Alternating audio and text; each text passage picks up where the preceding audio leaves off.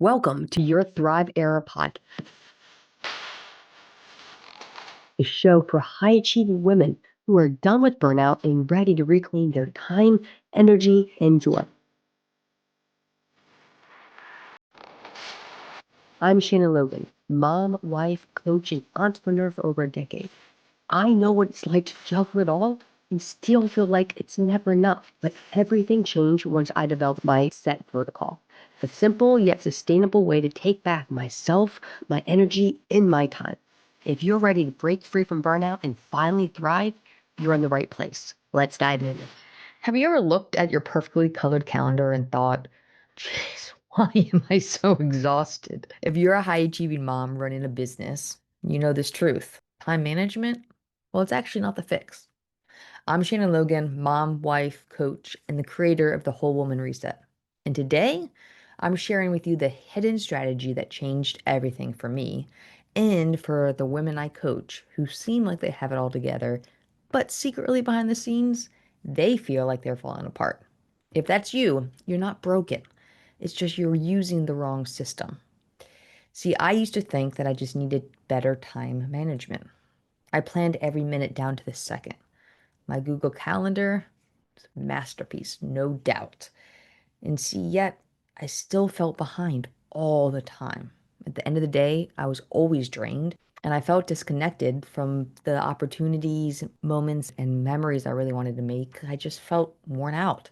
What I didn't realize, and what I see in nearly every high achieving woman I work with, is this: time management tells you when to do something, but energy management tells you if you can do it well. You can schedule your workout, your Zoom call, your kids' field trip. But if you're running on fumes, you're there, but you're not really there.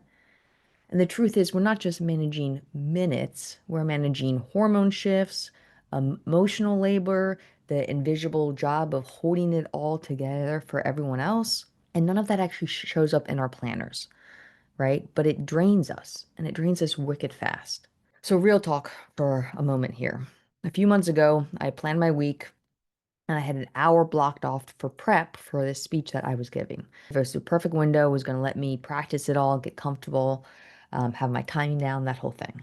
But the night before, my daughter was up every like hour or two with these nightmares. She was going through a really rough sleep phase, sleep week that week for some reason. And that morning, when I went to practice this speech, practice this presentation, I ended up just staring at my screen. My mind was blank when I was trying to force this creativity with a broken sleep all night long. And then I just stopped because I was like, oh gosh, I'm so sick of forcing this. Instead, I did what was kind of opposite of what felt normal, which was I closed my laptop, I grabbed my journal. Yes, I keep a journal on my desk all the time to help me keep my thoughts straight, but also check in with myself. And I grabbed my journal and I asked, do I have the energy to show up the way I really want to right now? The answer was no. I felt completely fried. So I pivoted instead of pushing through. And instead, I just reviewed the notes. I drank some water. I took some deep breaths. I actually ended up doing about 10 minutes of like guided meditation where I could shift my central nervous system from this overactivated state of chasing around a 4-year-old who was not sleeping all night, to something that felt more safer, not just for my body, but also my mind. And see, that kind of shift, that kind of awareness are the things that I've learned that have saved me from burning out and that help me bounce back faster now. So when you start looking at your schedule, your day from an energy management standpoint, what it actually gives you is first the clarity to say yes more to what matters. And so you start enjoying things a lot more as well. Then it also gives you the ability to bounce back quicker when life hits hard because your gas tank isn't empty all the time. And you've actually filled it, taking care of yourself, calmed your body, and let your body know it's a safe place. And then third, it gives you the power to stop fighting your body and start listening to it. Because how often are we in this like tug of war standpoint with our own bodies when we're supposed to be taking care of it? And if we start tuning in, in giving our bodies the things it needs: rest, hydration, sunlight, remembering like we're like a plant in that regard. We tend to overcomplicate things, but at the end of the day, we need basic necessities just like every other living thing on this planet. And see, that's exactly what I teach inside my coaching program, the Whole Woman Reset, through my set protocol: self, energy, and time. Because burnout, it doesn't start in our planner. It actually starts in your identity, where you're placing that worth, how you're defining how you stacked up. So when your body, your business, and your calendar start to align, and they all start to reflect the same priorities, the same values, the same energy cycles, what that does is it stops you from leading from cortisol, the stress hormone that just wreaks havoc on your body, from decreased ability to sleep well, to weight gain, to all kinds of digestion problems. And so you stop leading from cortisol, you start leading from calm. So, how do we make this real? How do we put this into effect? So, I'm going to give you 3 tools to help you shift from time focused to energy aware. Okay. The first tool is simple: daily check in. You have to check in with yourself every single day. How many times a day do you check your inbox? How many times a day do you check your text messages? How many times a day do you have negative self talk about how you should look, act, feel, exist? Right? You can take one time a day to check in and ask yourself, how's my energy? Physically, emotionally, and mentally. Just each morning as you're having your cup of coffee, because hey, I know you are. I am too over here. Take a second and just ask yourself, how's my energy? Physically, emotionally, mentally. Then follow up with, what do I need today? Not want, but need. And pay attention to the very first thing that comes to your brain. That first word, that first phrase, that first impulse. That is your soul, that is your subconscious bringing up what you need. And then as a result, the third question I want you to ask as well, is where can I soften my schedule? Maybe I overscheduled, maybe I run back to back, maybe I forgot to, plan time to eat something. So where can I soften? So first tool is just that daily check-in. How's my energy? What do I need? How can I soften my schedule? Now, the second tool is you're going to start to match your tasks with your energy. This is where the magic happens. So, as you go through your day, you can do a brain dump. I talk about a brain dump all the time. You can also kind of do what I love to do with my clients, which is a time audit. So, we just track it for a day, maybe 2, where they stop. They have an alarm that we set every 30 minutes and they just write down what they've done. Because oftentimes we underestimate all the things that we are doing, and we have mismatched when they should be done based on energy flow. So you'll do a brain dump or you do a time audit or one of those, and then you can go through your tasks and you're going to say high energy, medium, or low. So high energy might be, if you're like me and a coach, it might be coaching calls with clients. It might be content creation. It might be deep work, right? Medium could be email, admin tasks, errands, those kind of things.